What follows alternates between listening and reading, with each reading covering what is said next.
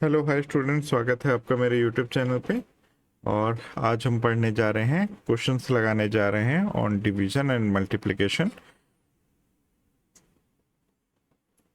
हमने अपने पिछले लेक्चर्स में अराउंड 13 क्वेश्चन सॉल्व किए हैं ऑन मल्टीप्लिकेशन एंड डिवीजन। तो आइए हम उसी सीरीज में आगे बढ़ते हैं।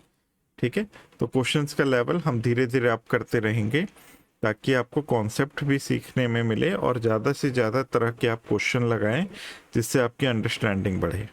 राइट, तो चलिए स्टार्ट करते हैं। ठीक है, नेक्स्ट पॉइंट में लिखा है a number when divided by 32।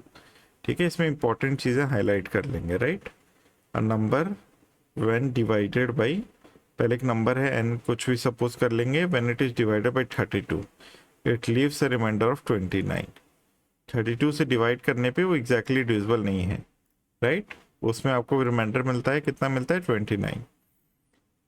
जब इस नंबर को हम 8 से डिवाइड करेंगे the remainder will be, this is the question. ठीक है, आइए हम लोग अटेम्प्ट करते हैं। ठीक है, कोई भी नंबर है उसे n मान लेते हैं, n इज योर नंबर।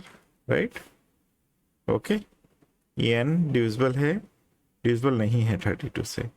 ठीक है, तो मैं मॉड्यूलो साइन देता हूँ रिमाइंडर लिखने के लिए। राइट, ठीक है, आप आगे चल के समझेंगे कि मॉड्यूलो साइन कहाँ से आया जब आप प्रोग्रामिंग वगैरह सीखेंगे। ठीक है, तो प्रोग्रामिंग में मॉड्यूलो रिमाइंडर के लिए यूज़ होता है। राइट, तो यहाँ भी मैं मॉड्यूलो यूज़ करूँगा, नंबर मॉड्यूलो 32। ओके, तो ये देता है 29। करेक्ट, तो आप नंबर को क्या लिख सकते हैं? 32 इंटू, इसका कुछ क्वेश्चन आएगा। ठीक है, 32 तो डिवाइजर हो गया, इसका क्वेश्चन आएगा क्यू प्लस आर, रिमाइंडर कितना है? 29 है। राइट, ये नंबर की हो गई।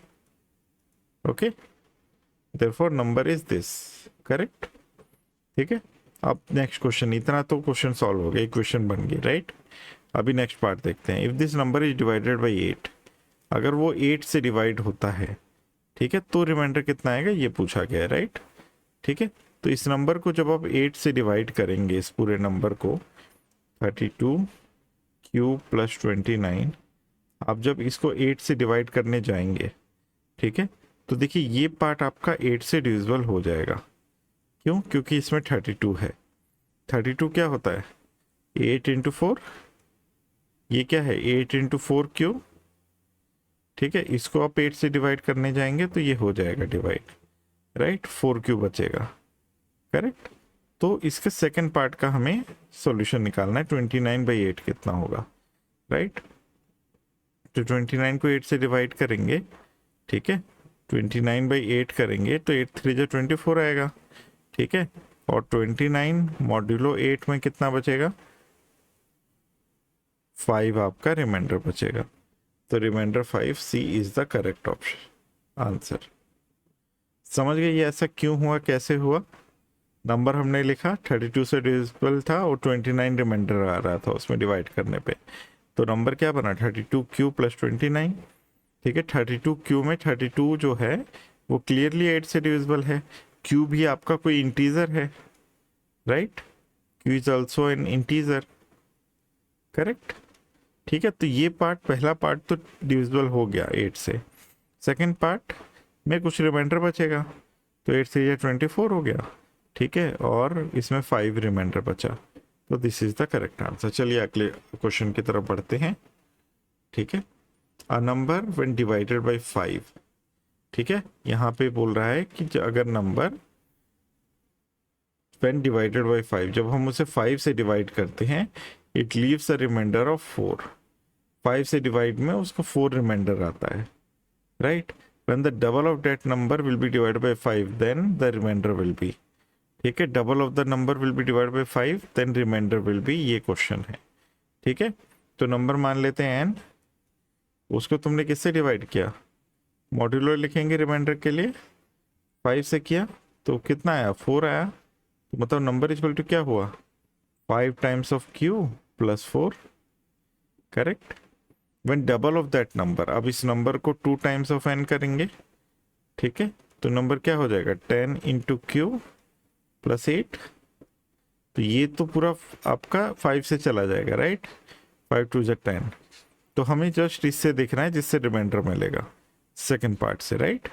तो इसको 5 से डिवाइड करेंगे, 5 1 जा 5, तो 3 इसमें रिमाइंडर आएगा। तो 8 मॉड्यूलो 5 में 3 रिमाइंडर आएगा, तो 3 इज द राइट आंसर।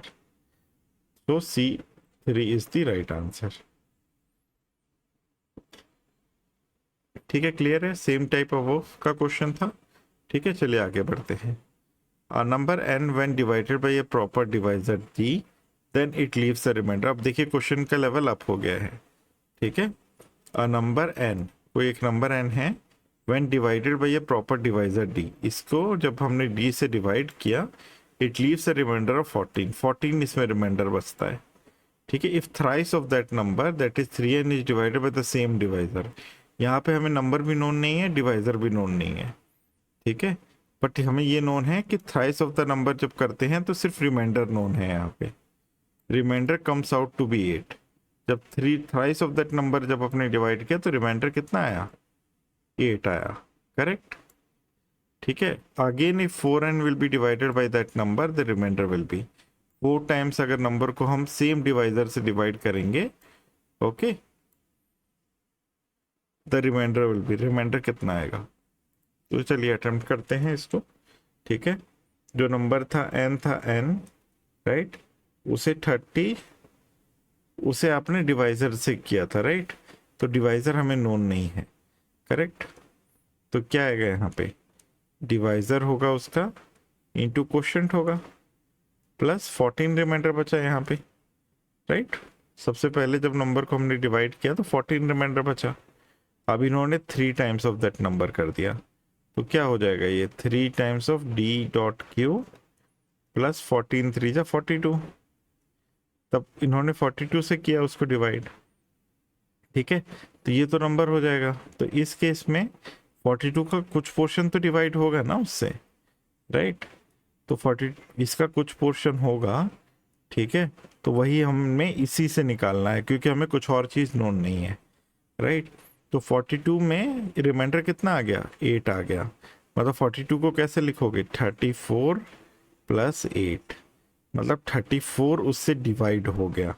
तो हम 34 का फैक्टर लिखेंगे और देखेंगे वो नंबर क्या होगा जो कि 34 से डिवाइड हो जाता है, राइट।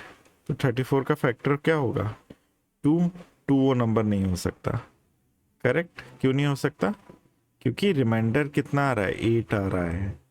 ठीक है, पहले वाले केस में 14 रिमाइंडर आ रहा है, तो 8 से तो बड़ा ही होगा, 14 से भी बड़ा होगा नंबर, राइट। 7 सेकंड नंबर होगा इसका 17 और तीसरा होगा 34 खुद। ठीक है, 2 ऑप्शन हैं यहाँ पे, 17 और 34। 17 भी 14 से बड़ा है, ठीक है, और 34 भी n से बड़ा है, डिवाइजर से बड़ा है, राइट, रिमाइंडर से बड़ा है यहाँ पे। ठीक है, तो यहाँ पे इसके 2 पॉसिबल ऑप्शंस हैं, 34 या तो नंबर खुद है या 17 है, उसके अलावा कोई और ऑप्शन नहीं हो सकता, राइट, क्योंकि हमें पता था यहाँ पे 34 क्लियरली डिविजिबल है। ठीक है, अब देखते हैं, अभी 4 टाइम्स ऑफ दैट नंबर हुआ, तो 14 इंटू 4 क्या हो जाएगा, 14 इंटू 4 56 हो जाएगा। ठीक है, 56 को अगर हम 17 से डिवाइड करेंगे, ठीक है, तो 17 3 जा 51।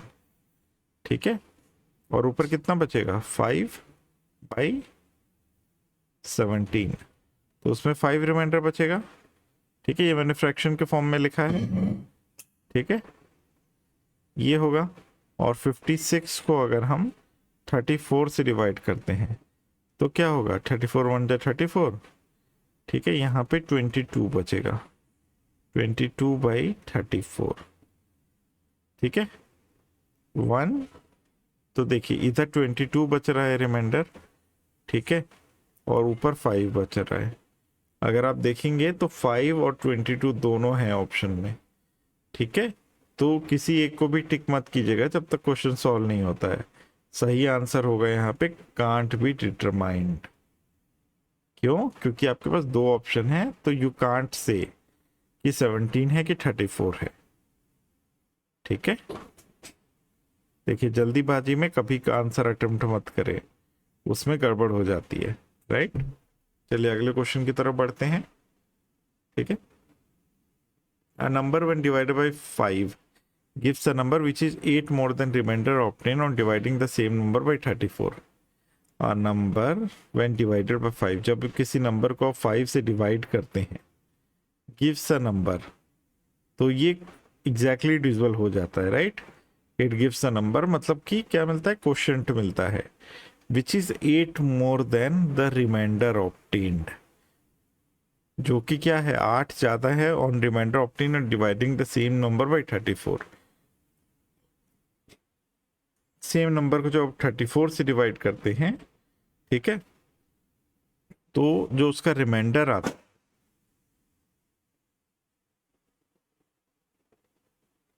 ओके,